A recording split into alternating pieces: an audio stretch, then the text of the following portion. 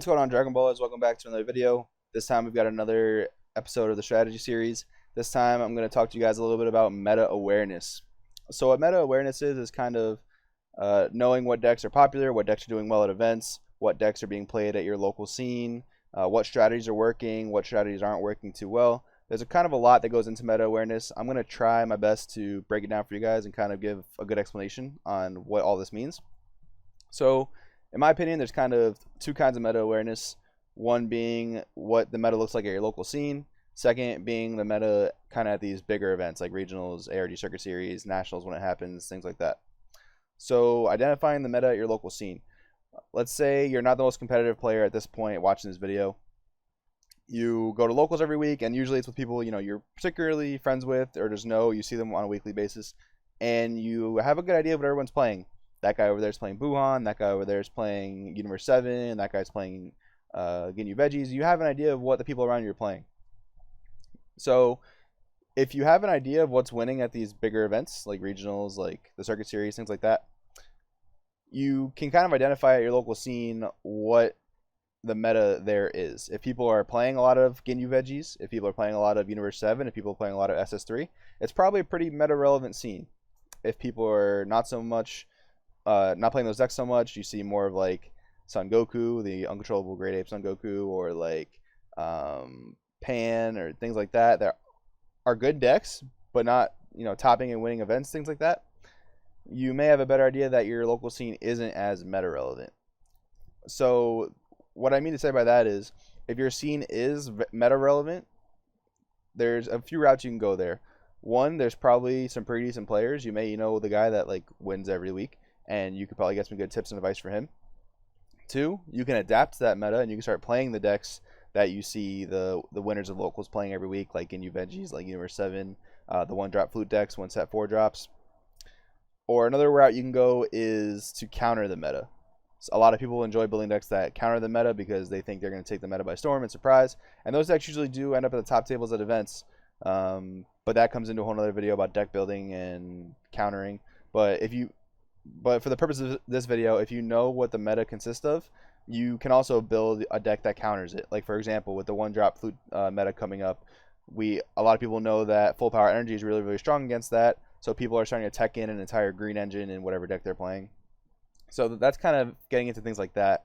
But that's identifying the local meta at your local scene. If your local meta isn't as meta as regionals, you can start to play the top tier decks and really just push the competition at your local scene, because a lot of times if you play meta decks and you play them well, you'll have a very good chance of beating less meta relevant decks. So besides identifying the meta at your local scene, there's identifying the meta at like regionals and the Circuit Series, things like that.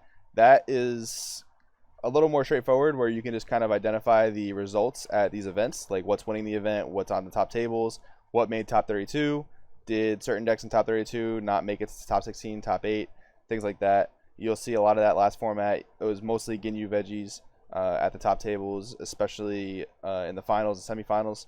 So you can kind of adapt to that. But the thing is, now that we have set 4 coming out, the format is by no means solved. We do know that these one-drop flute decks are going to be very, very strong and very, very meta-relevant. But like I said before, there are certain ways you can build your deck to counter it if you wanted to go that route, whether you wanted to play the meta, which is probably going to involve some type of one-drop flute deck, or something to counter it, or something that slows the game down. So there's kind of 3 ways you can go there, and we're not really going to know what is on top of the meta for a little while after set 4 comes out, probably until ARG Boston, which is the weekend after. But what you can do in the meantime is just play the game a lot. That is going to help you to identify the meta, identify what strong decks there are going forward, things like that. And you can use untapped.in, which is what I personally use. If you ever go on there, you'll see me on there. I have my big little shameless post, Crossroad TCG at YouTube, shameless plug. So there's that. There's also Octagon, which a lot of great players play on, like a lot of the guys over at Shenron's Lair play on. So you can catch a lot of great competition like that, and you just test the meta. And if you're thinking to yourself, I have no idea where to start, I have no idea how to even put a deck together, eventually I'll get to a deck building video. But in the meantime, there's a lot of great content creators out there that are pumping out deck lists that are going to be very strong come set 4. I like to think of myself as one of those people, but there's a lot of other great ones out there. So definitely check those out. You can actually, I'll show you guys, you can actually go on shenronslayer.com, which is what I'm using right now, and you can go to media, and you can check out all these great content creators. There we are right there, Crossroad TCG, shameless plug again. But yeah, we have a lot of great content creators here. So that's shenronslayer.com, and then you on the top tab, you'll click media. But back to kind of the point of this thing is, without really knowing how to construct a deck super well, you can get an idea of what to play by checking that out. So that's kind of how you can start to adapt the meta before set 4 comes out. And then once you have an idea of that, once you've been testing for a while, once the results of the new set 4 meta are kind of established by the way of regionals and circuit series, you kind of need to start to learn how the meta decks play. So like, let's take SS3 GT for example. On their first turn of charging, let's even say that they went second and they have the turns to attack you. So they can go 1-drop Trunks into Flute into untapping energy to play it again, and they'll awaken and draw a bunch of cards and attack you. So they'll probably get 3 to 4 attacks off in that first turn. But you need to know that they cannot drop their win condition that turn. So what does that mean for you? Well, if you went first and they're going second, they're going to try and do a bunch of damage to you to get you in that lethal range for their next turn so they can drop their win condition, the triple striker, and kill you. But if you went first, charged an energy, hopefully I would say it was a green or a yellow, and they start trying to swing at you willy-nilly, you had the full power energy ready. You have the Nimbus ready. Instead of playing a 1-drop that first turn, you played conservatively, you played to the meta, and you played a way that is going to give you a good chance of playing against the meta. So that comes again from playing a lot, playing, testing all the time, as much as you can realistically, and getting a good idea of how these certain decks will work. Another example with SS3 GT. They can drop their win condition on turn 3. It's a little bit greedy for them, but they can do it. So let's say they just cast their GT Goku that becomes a 5-drop. I'm forgetting the name, but yeah, that guy. Let's say they cast that guy and they tap out for it, 3 energy, but they're awakened. So they attack with their leader. They draw a card. They're expecting to combo an Unyielding Spirit Trunks into this to untap an energy and EX Evolve.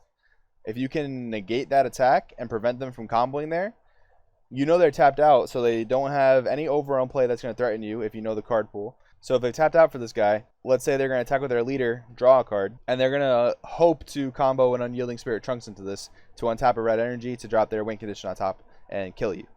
Now, if you negate this leader attack, they're not going to have a way to untap that energy, which is a good play on your part. That's part of knowing the meta and knowing that they need that red energy in order to get their play going. Can they drop an overwhelm to get that attack in and untap that energy? Maybe. I would say it's pretty unlikely just because I think a lot of these decks are mostly playing Scientist Fu, which requires an energy. So you're going to have to kind of weigh your bets there. But if you have access to negates, better to you. But anyways, that's kind of just knowing what your opponent's deck can do and what it's capable of, and knowing how to combat that. Like I said, if they get greedy, tap out for that play, they attack with their leader thinking they're untapping energy, you negate it. That's a meta-aware play that you made. That's a meta-aware deck that you've built, and that's a way that you can combat the meta. Another thing, too, is how do you conduct your first turn against a certain deck? If you are facing down SS3 leader, or Bardock, meaning the Mass Hand leader, or Vegeta, you should... It's kind of hard to tell SS3, but for the most part, you should assume across the board that those are all going to be 3 aggro decks. So if I'm playing a slower strategy, like I personally do prefer to play, I'll charge my green, or I'll charge an energy, and typically, if I can't untap that energy somehow, I won't use it. I need to keep it up for defense. I can't afford to take 3 critical hits on that first turn, so I need to have an energy available for a negate, or for like an Unbreakable Spirit Son Goku, or a Freehan. But if I'm facing down a deck that I know is slower, something like maybe Dr. Mew, or Universe 7 Gohan, or Mirror Leader, or something like that, where you know because of your meta awareness, you know that's a bit of a slower matchup, you can probably get away with tapping out turn 1 and playing your Boo to draw a card, or something like that. That's kind of another way to be a little bit meta aware. And let's say you're playing against one of those slow decks. Another thing you can do is, this is a bit risky, but something I've done in the past, and typically it pays off if you are really meta aware. Let's say I'm playing a green blue deck, a green blue flute deck that plays the new Power Sun Gohan, the new 1-drop critical guy. If I go first, turn 1, I'll tap my green, and if I know I don't need access to a negate, I'll usually drop my newfound Power Sun Gohan. Why is that? A lot of decks in the current format, in the current wave, don't really have ways to remove 1-drops on their first turn. The reason being, there just aren't many cards in the game that do that, and no one's really playing Family of Justice Sun Goten right now, which is a combo card that pops anything 3-drop or less. So is it a risky move? Yes. Do I get away with it? Most of the time, because I know that that card isn't in the meta right now. There's not really any good ways to clear it, as far as I know right now.